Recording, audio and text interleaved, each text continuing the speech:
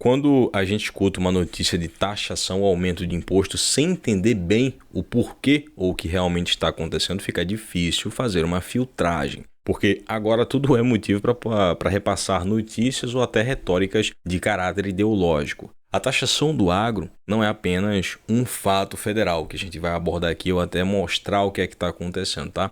Até porque cabe a cada estado analisar e colocar em pauta para que e para onde vai esse dinheiro, essa verba arrecadada. Agora, o que o governo novo quer fazer? Taxar as exportações de carne, grãos, até minério, ainda mais. O que foi algo reforçado pelo próprio Lula em campanha, inclusive. Então, no curto prazo, eles precisam tirar o máximo de dinheiro possível de vários lugares para poder cumprir as promessas de políticas sociais. Haverá revisão de tributo agro, inclusive já está em tramitação na Câmara dos Deputados, um projeto de lei dos deputados do PT para poder fazer uma taxação das exportações do agronegócio em 30% sobre o volume de vendas e não sobre o lucro, que seria uma taxação que foge até da lógica administrativa para a saúde financeira de um negócio, né? Agredindo as vendas no exterior, priorizando apenas o mercado nacional com isso. Está no artigo 2 do projeto de lei 1586, tá?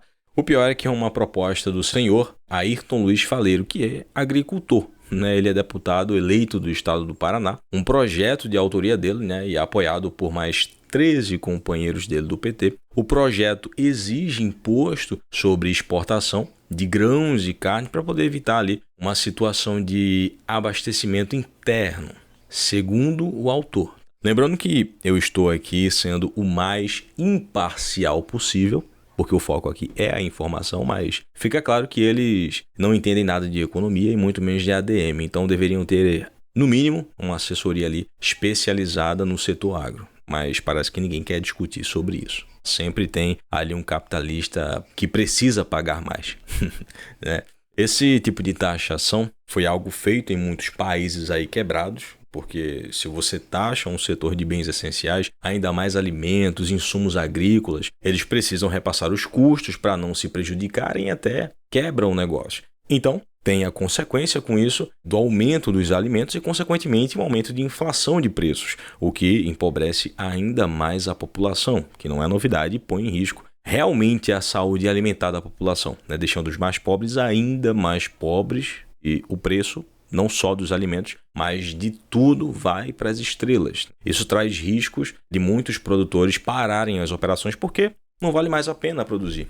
Talvez essa seja a ideia, pelo visto, né? Já que é uma estratégia usada por muitos políticos populistas para manter a desigualdade à mostra e, assim, usar culpados como arma de voto para serem sempre os bonzinhos da história.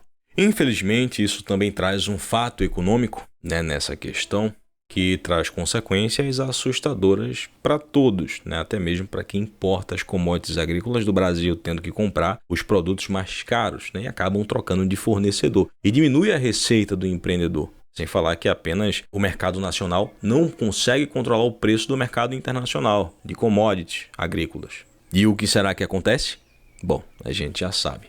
Mas, voltando ao assunto, né, da Lei 1586, que altera o decreto da Lei 1578, lá de 1977, que instituiu esse tributo no Brasil, já para evitar desabastecimento nacional, e foi uma lei que ajudou no crescimento do setor também, inclusive, né, por não sufocar ali o produtor rural. Por mais que eu tenha adotado a política aqui de falar desses assuntos de maneira mais imparcial, eu achei um absurdo porque usar a desculpa de segurança alimentar para poder fazer uma taxação dessa, não sobre o lucro líquido de um exportador, mas sobre as vendas, e ainda assim seria uma porcentagem absurda, sem lógica, excluindo o lucro e sem levar em consideração todos os custos com todo o processo e com a logística. Pura loucura. E é muita ingenuidade e ignorância também de quem acha que isso é bom. Segurança alimentar é deixar o setor crescer e as empresas, essas que produzem o bem essencial para o ser humano, poderem ter o CAPEX direcionado à expansão e melhorias, fazendo com que esses investimentos aumentem a produção e tenha aí uma oferta do produto ou insumo agrícola no mercado, né? Melhorando o preço e a oferta para o consumidor final. Isso é segurança alimentar.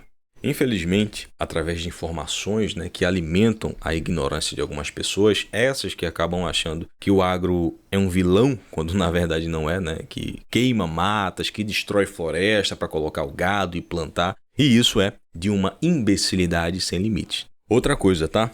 Nós temos a 5ª maior área cultivável do planeta. O Brasil ocupa o 5º lugar.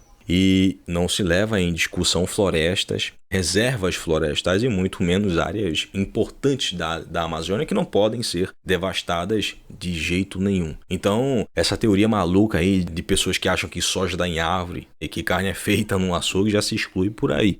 Eu, nesse momento, estou tão preocupado com os meus investimentos em fiagros, até porque eu confio, né, na gestão desses FIIs, ou até em ações importantes de grandes empresas da B3 do setor, né, que eu já falei aqui, inclusive. Eu me preocupo com o empobrecimento da população, com a inflação, com a segurança alimentar dos pequenos de agora. Porque, dependendo das novas políticas e leis malucas que estão querendo inventar por aí, você realmente coloca a insegurança alimentar a uma geração futura, né? O rombo fiscal pode ser discutido de maneira mais profissional para que não prejudique o país e não levar essas taxações de caráter ideológicos como desculpa de segurança alimentar. Pelo amor de Deus, tem mais coisas inteligentes e propostas melhores para se fazer. Isso não funcionou em nenhum outro país aí que usou essa política, pelo contrário, só piorou ainda mais as coisas. Sabe como é que funciona na Europa? O produtor, ele tem estímulos, não taxação. E mesmo assim eles precisam importar. Será que é tão bom assim fazer isso? Mas ninguém desses políticos populistas está preocupado com isso. Vamos criar uma nova moeda, ferrar com o Brasil, tentar salvar os nossos irmãos, meter taxações, aumentar os impostos de herdeiros, né? Porque eles não são trabalhadores, taxar o máximo de empreendedores e depois a gente vê como é que ficam os empregos. Porque no final das contas quem emprega não é o governo, né? Parece que eu dormi e estou sonhando numa ficção do George Orwell. Nem parece uma realidade. Esse projeto ele ainda está num CAPADR, que é o CAPADR, a Comissão de Agricultura, Pecuária, Abastecimento e Desenvolvimento Rural. Acredito que pela lógica que esse projeto sequer vai chegar na CCJ, a não ser que seja uma proposta melhor de taxação e com diminuição de carga tributária, taxar a exportação com uma porcentagem sustentável, se esse for o caso, né, a diminuição de tributação do setor no mercado nacional. Isso seria o certo se o argumento de segurança alimentar condissesse com a realidade na qual vivemos. E agora eu vou falar sobre o projeto de lei do senhor Ronaldo Caiado, né, governador do estado de Goiás, que eu achei mais coerente com a realidade, e eu vou usar aqui como exemplo de comparação. Projeto que inclusive foi aprovado já, porque a do estado do Paraná, que já teve até notícias sobre isso, sequer foi levada para frente. Foi uma taxação de 1,65% no estado. O projeto de lei que foi aprovado cria um fundo de infraestrutura. O fundo ele vai ter aí uma prestação de contas mensal, né? Vai ser ali acompanhado por um representante da Procuradoria Geral e também um representante do setor rural. É um dinheiro recolhido e transferido na infraestrutura a partir de um fundo específico apenas para esse fim, né? Rodovias, viadutos, pontes, contribuição para melhorias da agilidade logística do estado de Goiás, que tem aí como forte o agro, né? Algo que está sendo bem cobrado aí há anos lá no estado. Detalhe, a contribuição é restrita apenas para produtores que têm ali benefícios fiscais ou até regimes fiscais especiais de tributação, né? Produtores que entregam o seu produto diretamente ao consumidor final, produtores pequenos, não serão taxados. Olha a diferença. Essa taxação já existe em outros estados, como o Mato Grosso do Sul, que são estados elogiados nessa questão estrutural de estradas.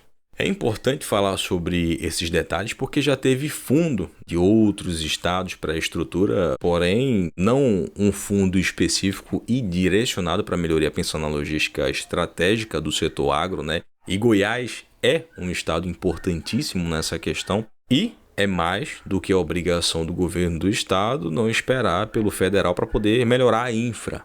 Um exemplo que o Caiado está dando aí para muitos governadores, né? Para quem não conhece, o Ronaldo Caiado, ele tem uma história bem longa aí na política, é professor, médico, e ele é do partido União Brasil, que é de centro-direita, é um partido que foi criado pela junção do Partido Democratas e o Partido Social Liberal, tem bastante político liberal lá, o que é bom.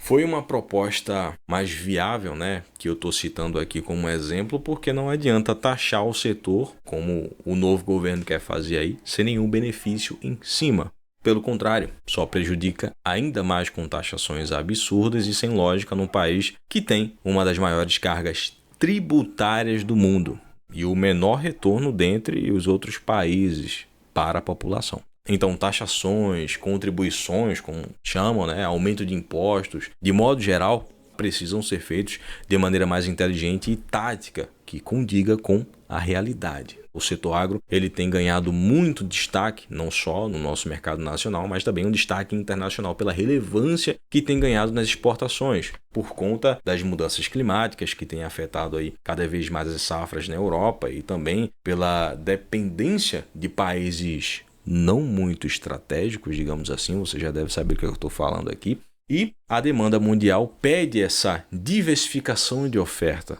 E commodities agrícolas não tem histórico aí de retração de valor. O valor aumenta progressivamente com as décadas, por mais que às vezes possa ter uma queda aí por conta da melhora da oferta em questão de produção. Às vezes tem produção recorde aí de safras, mas a população mundial aumenta a cada dia. São muitas bocas para alimentar. E muitos países em desenvolvimento, como é o exemplo do nosso Brasilzão aqui. O ano de 2019, 2020, 2022 em específico mostrou mais do que nunca a importância do setor agro-brasileiro. E isso falando em global, não só na nossa bolha aqui. Eu diria que tirando o setor petroleiro, porque sem logística ninguém come, o mundo não se movimenta, não funciona, né? A principal engrenagem do mundo é o petróleo hoje em dia, o agro é o setor mais importante. Então, toda proposta de taxação, revisão de imposto deve ser analisado com cautela, porque pode acontecer problemas muito sérios que vão muito além de um aumento de preços generalizados nos alimentos, que agravaria ainda mais a questão inflacionária aqui no Brasil,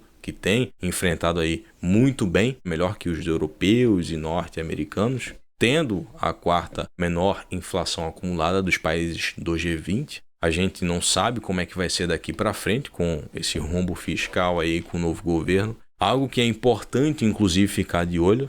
Como sempre, a melhor planilha de investimentos que eu uso também, né, que é muito interativa, vai ficar aí na descrição. Não sou o dono, tá? Deixo aí, porque eu acredito que pode te ajudar e te agregar também, né, a organizar suas finanças e investimentos com riqueza de detalhes, bem profissional e de maneira bem fácil. Se inscreva, ative o sininho de notificações para ser recomendado aos próximos vídeos. Até porque quem é da comunidade de acumuladores de patrimônio mais ambiciosa do YouTube tem a moral nas sugestões de vídeo e até mudança de dinâmica aqui do canal. Deixa seu like como cafezinho aí, algo que inclusive eu não vivo sem. Deixa aí como apoio. Um abraço, valeu e até a próxima.